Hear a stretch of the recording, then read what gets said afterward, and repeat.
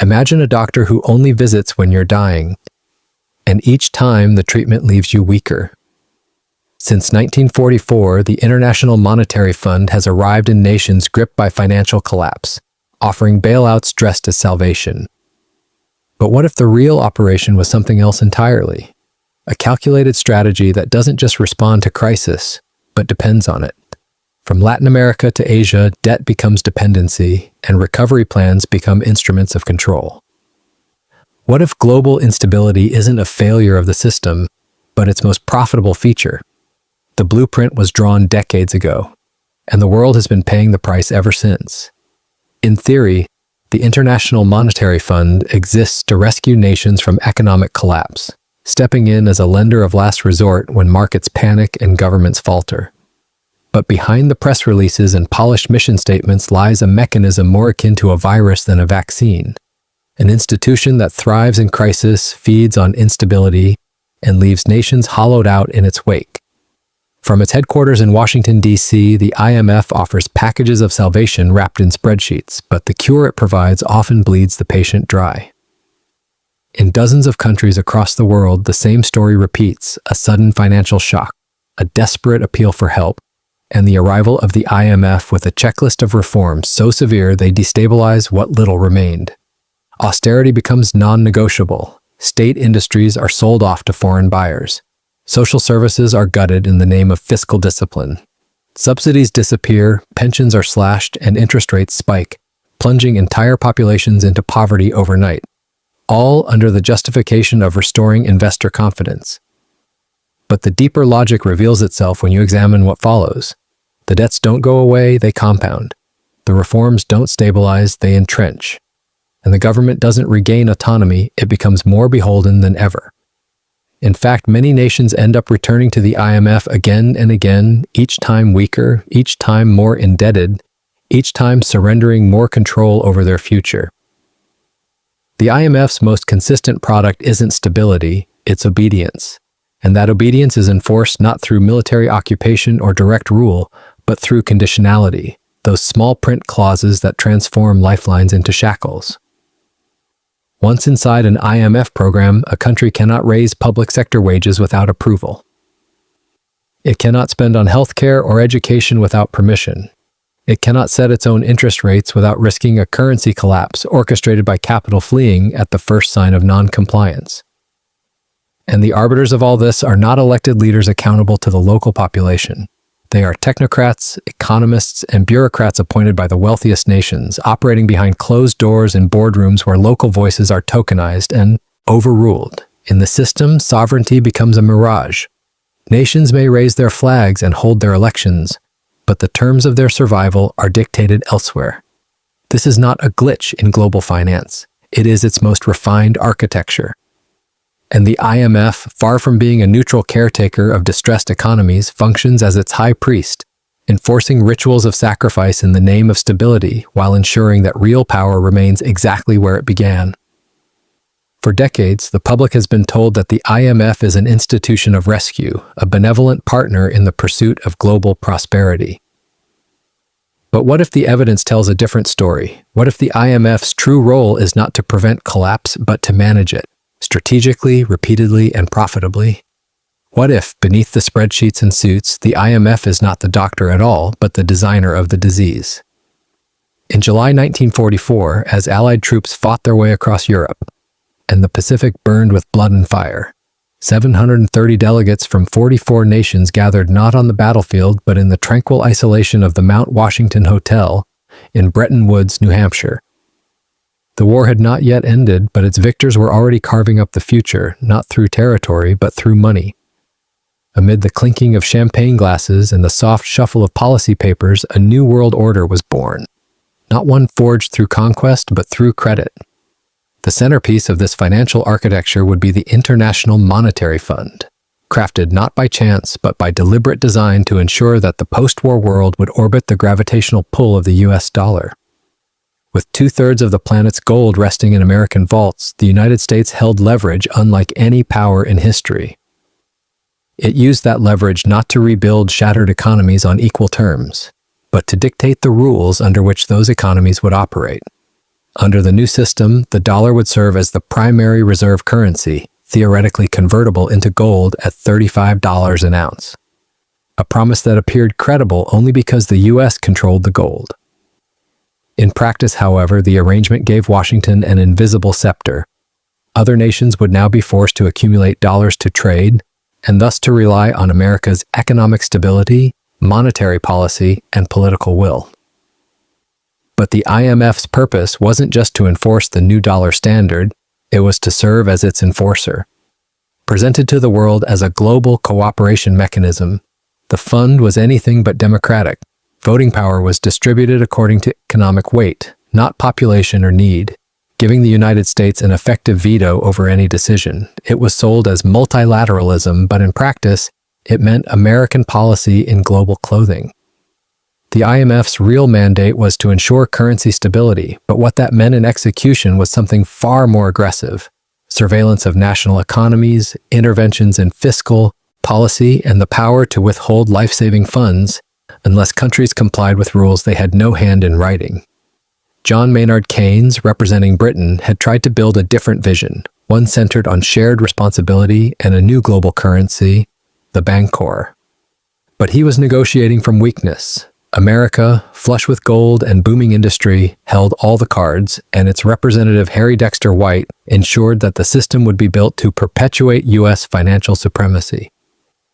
And so the IMF and the World Bank were established as pillars of this new economic order, institutionalizing the supremacy of creditor nations and embedding the logic of discipline over development. What looked like generosity, offering loans and support to struggling countries, was in fact a mechanism of control. The IMF wouldn't just respond to crisis, it would define what a crisis was, determine who had caused it, and dictate what solutions were allowed.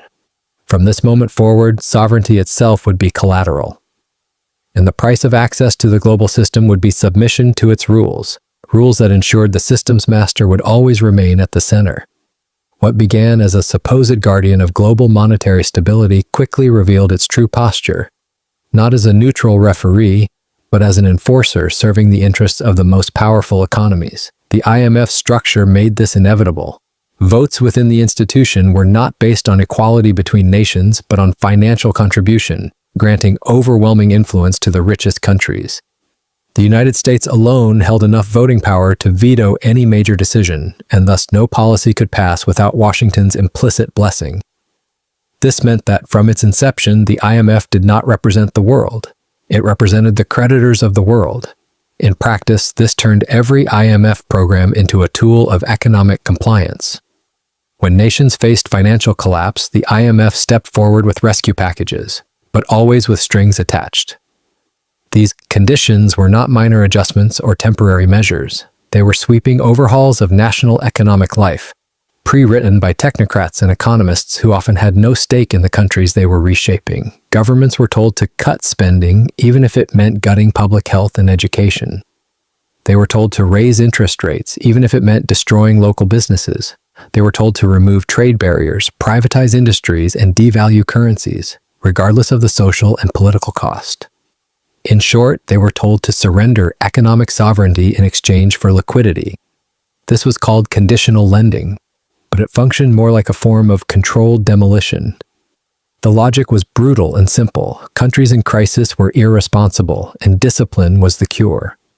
But discipline in this context meant austerity, forced recession as a means of rebuilding market confidence.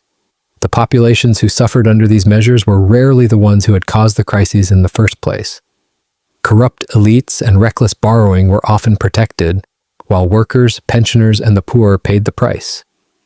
And when resistance flared, when protests erupted or governments hesitated, the IMF would tighten the screws, threatening to withhold the next tranche of funds unless compliance resumed. Behind closed doors, policy became bargaining chips. Public goods were sold off for pennies on the dollar to foreign investors. Utility rates soared, food subsidies vanished, unions were broken. The goal was not to restore prosperity, but to restore creditworthiness, to make sure foreign creditors got paid, even if it meant decades of stagnation for the debtor nation. The irony was cruel. The IMF, established to prevent the economic turmoil of the 1930s, now imposed policies that often recreated it. countries were plunged into depression-like conditions not by market forces alone, but by institutional design. What looked like rescue was a trap. The IMF didn't merely step in after collapse. It ensured that the recovery would be long, painful, and profitable only for those holding the debt. The watchdog had become a debt collector with diplomatic immunity. And the deeper truth began to emerge. The crisis wasn't a failure of the system. It was its engine. In August 1982, Mexico announced it could no longer service its debt, igniting a chain reaction across Latin America that exposed a financial continent already on the brink. Years of cheap loans from Western banks, eager to recycle petrodollars after the oil shocks, had flooded developing economies with credit, fueling infrastructure booms, political largesse, and speculative expansions. But when U.S. interest rates surged under Paul Volcker's Federal Reserve, those same debts became unpayable almost overnight. Mexico's default was the first tremor. Brazil, Argentina, Chile, and dozens of others followed. A sovereign debt crisis spread like wildfire, and the IMF arrived with a plan, not for healing, but for restructuring. Under the banner of structural adjustment, Latin American nations were given emergency loans tied to a ruthless economic prescription. Devalue your currency to make exports cheaper, slash government spending to balance the books, privatize everything from utilities to airlines, and tear down trade barriers to welcome foreign competition. These weren't suggestions, they were conditions. The IMF didn't just oversee policy, it rewrote it. Ministers of finance became implementers of austerity blueprints drafted thousands of miles away. The outcomes were devastating. Inflation slowed, but so did life. Hospitals lost funding, schools crumbled, public wages froze while unemployment soared. The poor, already living on the margins, bore the weight of decisions they never made. In country after country, once vibrant state sectors were auctioned off at fire sale prices to foreign investors, often with IMF representatives sitting at the table. Argentina's oil company, Chile's electricity grid, Bolivia's water systems, assets that had built national identity were now controlled by multinational corporations. The IMF called it stabilization. But to the people living through it, it felt like conquest by contract. And the social unrest was immediate. Riots broke out in Peru and Ecuador. Workers' strikes paralyzed economies. In Bolivia, a dramatic hunger strike by union leaders captured global headlines. But resistance brought no reprieve. The fund's answer was always more discipline, more reform, more adjustment. Political leaders who hesitated were replaced, sometimes through elections, sometimes not. Washington's preferred technocrats, trained in elite universities and fluent in IMF orthodoxy, took their place. These weren't national programs, they were cut-and-paste templates designed in Washington, imposed on Tegucigalpa, Buenos Aires, and Lima, with barely a nod to local conditions. The long-term damage was harder to see, but no less real. Latin America entered what economists would later call the lost decade, 10 years of stagnation, rising inequality, and deepened dependency. Entire generations grew up under austerity regimes that taught them not to dream of progress, but to survive the spreadsheet. By the end of the 1980s, debt levels were higher than when the crisis began, and many countries were locked in cycles of perpetual IMF supervision. The trap had been set. Take the loan, accept the conditions, suffer the consequences, and when growth fails to appear, borrow again. The IMF didn't solve Latin America's crisis, it institutionalized it. What looked like a financial lifeline was, in practice, a leash. In 1997, the world watched as one of the fastest-growing regions on Earth collapsed almost overnight. It began in Thailand, where the baht, under pressure from speculative attacks and an unsustainable currency peg, finally cracked. As foreign investors rushed for the exits, reserves vanished. And within weeks, the crisis spread like contagion across Southeast Asia, pulling down Indonesia, South Korea, the Philippines, and Malaysia in rapid succession. What had been called the Asian miracle was now treated as reckless exuberance. Into the chaos stepped the IMF, armed with a crisis response that by now had become a ritual. Emergency funds were made available, $17 billion for Thailand, $40 billion for Indonesia, $58 billion for South Korea. But every dollar came with a menu of conditions that looked eerily familiar to Latin America a decade earlier. Currencies were floated, triggering brutal devaluations. Interest rates were hiked to double digits, ostensibly to attract capital, but instead bankrupting countless local businesses. State subsidies were slashed, triggering mass layoffs. And in a move that stunned observers, governments were told to open their financial sectors to foreign acquisition, even as their economies burned. Strategic industries, banks, telecommunications, even media, were sold off under duress, often to Western firms that had once funded the bubble. The IMF framed its intervention as stabilization. But what unfolded on the ground looked more like economic colonization. In Indonesia, unemployment soared as subsidies for food and fuel were gutted, triggering riots that left hundreds dead and brought down the Suharto regime. In South Korea, the government was forced to publish a list of local conglomerates deemed financially unviable, many of which were then dismantled or acquired by foreign investors. Proud national corporations, once seen as symbols of self-reliance, were reduced to distressed assets for global bidders. In Thailand, foreign banks swooped in, buying up the local financial sector as thousands of small businesses folded. The IMF called it market liberalization. But to millions, it looked like the liquidation of sovereignty. Across the region, public outrage swelled. Critics pointed out that the crisis had not been caused by fiscal mismanagement. Most of these countries had budget surpluses, but by volatile capital flows and speculative behavior encouraged by the very deregulation Western advisors had promoted. Yet it was the citizens who paid the price. Growth stalled, poverty rose, and political upheaval followed. In Indonesia, a decades-long dictatorship ended in flames. In South Korea, massive protests demanded national dignity in the face of foreign control. And still, the IMF insisted its approach was correct, blaming governments for hesitating on reforms rather than questioning the blueprint itself. What the Asian financial crisis revealed was not a failure of the IMF's model, but its rigidity. The formula was non-negotiable: austerity, liberalization, privatization. Local realities were irrelevant. Social consequences were dismissed as unfortunate collateral. By the early 2000s, Asia had begun to recover, but not through IMF doctrine. Countries like Malaysia that had rejected IMF aid and imposed capital controls fared better than those who had complied. The lesson was clear, though never acknowledged by the fund itself. In moments of crisis, IMF medicine didn't just hurt, it handed over the keys. By the turn of the millennium, the IMF had perfected its model, not as a crisis responder, but as a custodian of permanent instability. The very structure of its interventions ensured that countries rarely left its grip, and those that did often returned within a few years, weakened and more compliant than before. Nowhere was this more evident than in Argentina, a nation that became a case study in the IMF's cycle of dependency.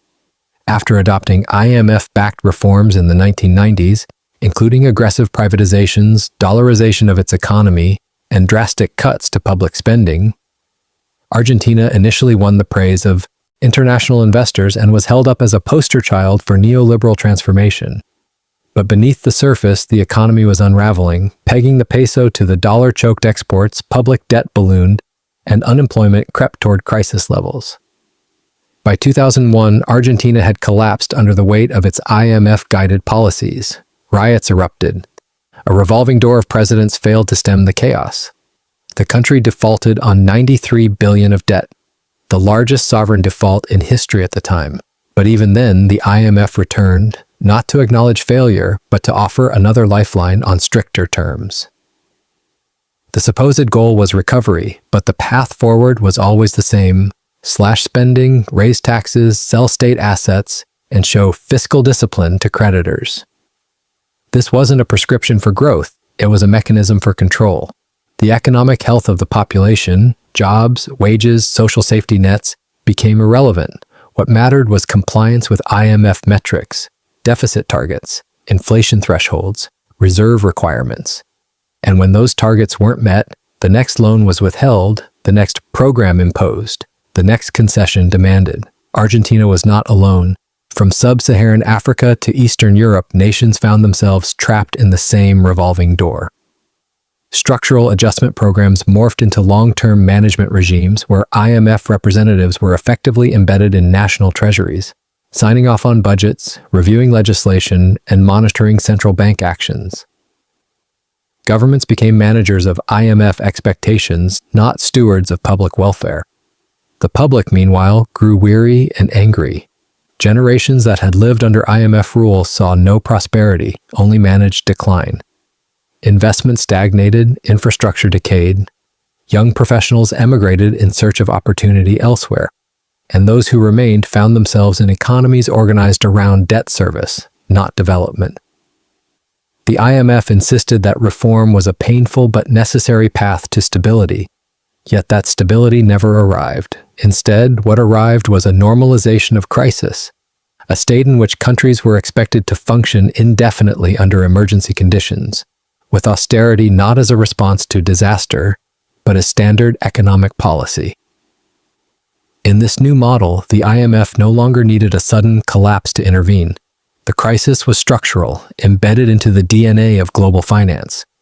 It was a feature, not a bug, and the institution's role had shifted from firefighter to architect, designing economies where the rules were fixed, the outcomes predictable, and sovereignty was the illusion that made the system tolerable. In 2010, the mythology of the IMF as a savior of unstable developing nations was shattered, not by collapse in Africa or Latin America, but by a sovereign debt implosion in the heart of Europe. Greece, shackled by years of creative accounting, global financial contagion, and a currency union it couldn't control, found itself unable to repay its debts. The crisis sent shockwaves through the Eurozone, threatening not just a nation's solvency, but the very survival of the euro. But when the rescue came, it came with a price tag more brutal than war reparations. The IMF, alongside the European Central Bank and European Commission, the so-called Troika, offered bailout packages totaling over $300 billion.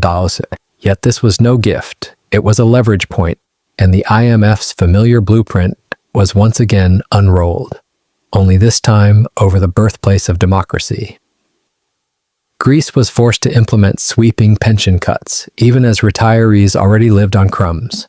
Taxes were raised across the board, crushing small businesses and wage earners alike. Collective bargaining rights were dismantled.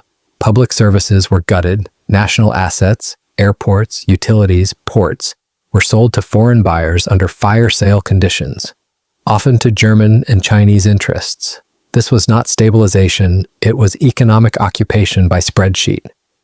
The IMF justified these measures as necessary reforms, blaming Greece for years of fiscal irresponsibility. But the truth was more complex. The bailout funds did not stay in Greece. They circled back to repay German and French banks that had lent recklessly before the crisis. Greek taxpayers were being crushed to preserve the balance sheets of Northern European lenders. The country had lost control not only of its economy but of its political autonomy. Budgets required IMF approval. Elections changed faces, not policies. Popular referendums were ignored. When the Greek people voted in 2015 to reject further austerity, their will was overridden within days. The message was clear: democracy was acceptable only within the bounds of IMF compliance. The results were catastrophic. Between 2010 and 2015, Greece's economy contracted by over 25%, unemployment soared above 27%, youth joblessness exceeded 60%, and suicide rates spiked. This was not the aftermath of a natural disaster. It was the result of policies imposed in the name of rescue. And as Portugal, Ireland, and Cyprus soon learned, the contagion wasn't just financial, it was systemic. The IMF had exported its model from the periphery to the core, from former colonies to founding members of Western civilization. No longer was structural adjustment a punishment reserved for the global South. Europe now lived in the architecture of the same financial doctrine it had once exported with missionary zeal. What made the Greek tragedy so revealing was that it proved the IMF's formula wasn't about development or stability, it was about obedience. Prosperity was not the measure of success, repayment was. And sovereignty, even in the most advanced democracies, was always contingent. In the end, Greece didn't just lose its currency flexibility or fiscal policy, it lost the illusion that modern finance respects national borders or popular will. The system had come home and the home would never look the same.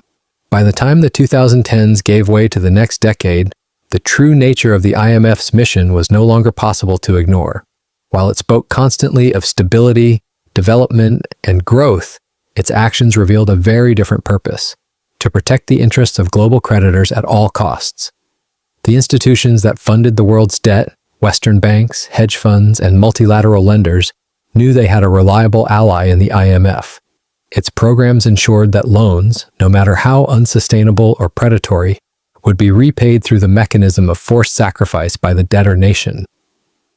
The concept of development, of building infrastructure, improving healthcare, expanding education, became little more than a slogan. What mattered was the debt schedule. What mattered was making the next payment. And when shortfalls arose, as they inevitably did, the solution was not negotiation or compassion. It was austerity. The very structure of IMF programs turned economic pain into performance metrics. Countries were rewarded not for lifting people out of poverty, but for demonstrating fiscal discipline, a euphemism for slashing social programs, freezing wages, and raising taxes on the working poor. Education ministries learned to cut rather than invest. Hospitals became cost centers instead of lifelines. Infrastructure projects were delayed or scrapped entirely. National budgets were not written by elected officials reflecting local priorities. They were structured to satisfy debt ratios, deficit targets, and inflation bands determined in Washington and reviewed quarterly by IMF missions. In this way, entire generations came of age under regimes of scarcity justified by external logic. Teachers in Ghana taught children from textbooks printed in the 1980s. Clinics in Zambia operated without medicine. Youth in Sri Lanka, Tunisia, and Kenya saw emigration not as opportunity, but as escape from economic stagnation engineered by a model they never voted for. This wasn't globalization. It was financial colonialism with digital tools. Countries that had escaped military occupation now found themselves occupied by balance sheets, bound by legal agreements more powerful than constitutions. Even when democratic elections occurred, they changed little. No new government could reverse IMF conditions without triggering market backlash, capital flight, and currency collapse. Economic policy had been lifted out of the realm of politics and handed over to technocrats who answered not to voters but to creditors. The rhetoric of partnership was thick, but the hierarchy was clear. The global South borrowed. The global North set the terms. And when development goals conflicted with debt service, development always lost. The system didn't fail. It functioned exactly as designed. It took the risk out of lending by placing all consequences on the borrower. It created an illusion of responsibility while perpetuating a cycle of dependency. And it enshrined a world where a child born in an IMF program country would live not under the rule of her nation's laws, but under the weight of its obligations. In this world, spreadsheets held more power than parliaments, and the only growth that mattered was measured in debt repayments. The future envisioned by the IMF is no longer just about national reforms. It's about reshaping control itself at the level of the individual. With the rapid emergence of central bank digital currencies, CBDCs, a new frontier of IMF influence is being constructed, one where the tools of austerity and conditional lending are no longer confined to macroeconomic levers, but can extend into programmable money hardwired with restrictions. What began as currency policy, exchange rate stabilization, interest rate manipulation, has evolved into something far more intimate. In country after country, the IMF is now advising central banks on how to roll out digital currencies tied directly to government policy enforcement. These are not neutral technologies. CBDCs have the capacity to embed code into every transaction, enabling real-time surveillance, targeted tax regimes, and spending restrictions at the individual level. Combined with digital ID systems, they offer an infrastructure where the IMF's once abstract conditionality could be applied not just to parliaments and ministries, but to ordinary citizens. Picture a family receiving food assistance during a crisis, only to find that their aid credits cannot be spent on anything deemed non-essential by an algorithm written thousands of miles away.